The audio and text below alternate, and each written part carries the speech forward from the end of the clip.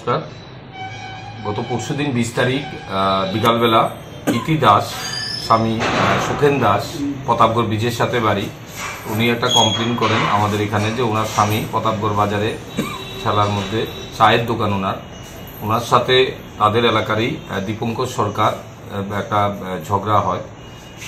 Actually প্রথমে 16 তারিখে দীপঙ্কর দাস ওনার দোকানে আসে, চা এবং সিগারেট খায়, খেয়ে পয়সা দেয়নি। দ্বিতীয় দিন আবার আসে, আবার চা সিগারেট চাওয়ার পর উনি পয়সা দিতে বলে কথা বলাতে দীপঙ্কর দাস সুখেন দাসকে ধাক্কা মারে, উনি অচেতন্য হয়ে যায়। তো ওনাকে ঘরে নিয়ে যাওয়া হয়। তারপরে 18 তারিখে উনি যখন আবার সকালবেলা দোকান খুলেছে, এই দীপঙ্কর দাস আবার দোকানে আসে, এসে একটা ইটের টুকরা দিয়ে ওনার মাথাতে আঘাত করে পেছনের দিকে দুবার। তখন সাথে সাথে উনি রক্তাক্ত জখমপ্রাপ্ত হয়ে পড়ে, ওনাকে জিবি হসপিটালে নিয়ে যাওয়া হয় চিকিৎসার জন্য। তারপর 20 তারিখ আমাদের এখানে কমপ্লেন দেওয়ার পরে বিকালবেলা আমরা একটা কেস রেজিস্টার করি। এখানে কেস নেওয়ার পর রাত্রিবেলা আমাদের কাছে ইনফরমেশন আসে যে সুখেন দাস উনি জীবিতে চিকিৎসাধীন অবস্থায় মারা গেছেন। তো ওই মোতাবেক আমরা মাননীয় আদালতে আমরা একটা এডিং সেকশন 302 এডিং সেকশনে প্রেয়ার দিই। সাথে সাথে আমরা যে দীপঙ্কর সরকার তাকে আমরা খুঁজে বের করি এবং তাকে অ্যারেস্ট করি।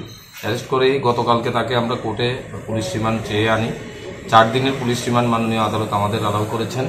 এখন সে পুলিশ রিমান্ডে আছে, ঘটনার তদন্ত চলছে।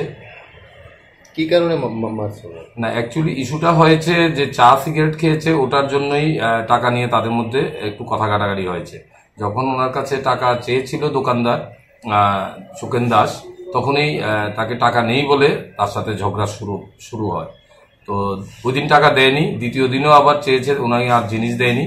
তো 18 তারিখ সকালবেলা সে এসে ইট দিয়ে ওনার মাথায় হঠাৎ আঘাত করে বসে, আর সাথে সাথেই উনি অসুস্থ হয়ে পড়েন, রক্তাক্ত জখমপ্রাপ্ত হয়ে পড়েন, ওনাকে জিবি হসপিটালে নিয়ে যাওয়া হয়। সন্ধ্যার সময় দিন উনি অপারেশন করেছিল, কিন্তু উনি রাত্রেবেলায় সন্ধ্যার পরটা দিয়ে উনি মারা গেছেন। সুখেন দাসের বয়স 55। অ্যাকচুয়ালি তাদের দুজনের বাড়ি এক জায়গাতেই, প্রতাপগড় ব্রিজের সাথেই বাড়ি, বাজারের পাশে কাছাকাছি দুজনের বাড়ি। যাকে আপনারা অ্যারেস্ট করেছেন ওনাকে জিজ্ঞাসা করেছেন কি কারণে, কেন? না, এটাই উনি বলেছে আমার সাথে বকাবকি করেছে টাকা দেওয়ার জন্য। টাকা দিইনি, আমার কাছে টাকা ছিল না, তো এই জন্যই রাগে আমি মেরেছি। এখন পর্যন্ত এটুকু বলেছে, বাকি ইন্টারোগেশন চলছে। 4 দিন পুলিশ রিমান্ড থাকবে, আর কোনো তথ্য আমরা পাই কিনা সেটা আমরা দেখি। না, এমনিতে লোকালি ইনফরমেশন যেটা আমরা পাচ্ছি, ও মাঝে মাঝে গাঁজা টাজা এমন কিছু সেবন করে, এটা একটা ইনফরমেশন লোকালি থেকে এসছে। ওর নামটা কি? ওর নাম দীপঙ্কর সরকার, 33 বছর বয়স। বাড়ি এখানে প্রতাপগড় ব্রিজের পাশেই, পাশাপাশি কাছাকাছি বাড়ি দুজন। কি করে উনি কিছু করে না, এমনিতে ঘোরাঘুরি করে।